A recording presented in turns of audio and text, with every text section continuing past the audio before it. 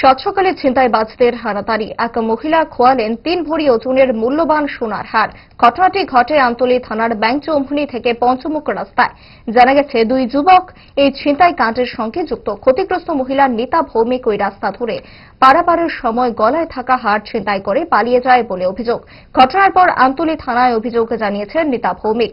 CC ফুটেজে অপরাধীদের শনাক্ত করা গেছে বলে জানা গেছে। কি জানিয়েছেন ক্ষতিগ্রস্ত নিতা ভৌমিক? তো আমি দেখছি দুইটা ছেলে যেতেছে, মাথার মধ্যে পট্টি বেঁধে আছে, তারা ভাবে দেখেছে। আমি আর কিছু বলতে দিচ্ছি না। মা পিছন থেকে যে আমার গলার মধ্যে ডাইনেতে সিপ দিয়ে বাম হাতে গলাটা টান্দা লয়ে গেছে।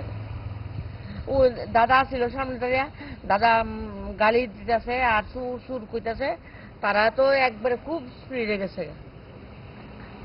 একটা আকাশি কালারের গেঞ্জি পরা ছেলেটা আর সামনের লোকটা হেলমেট আছে, ভিতরে হেলমেট নেই। হ্যাঁ, নাম্বার নাই, বাইকের নাম্বার নাই, লাল কালো বাইকটা, সামনে নাম্বার নাই, পিছনে নাম্বার নাই। আমার মনে হয় আগে দেখছে, আমি তো লক্ষ্য করছি না। মানুষ তো কত যা এই বাইকটা এদিকে যাই গেছে, গিয়া আমার ফলো করছে, কইরা তারা ঘুরে এমনি করে যাইতেছে।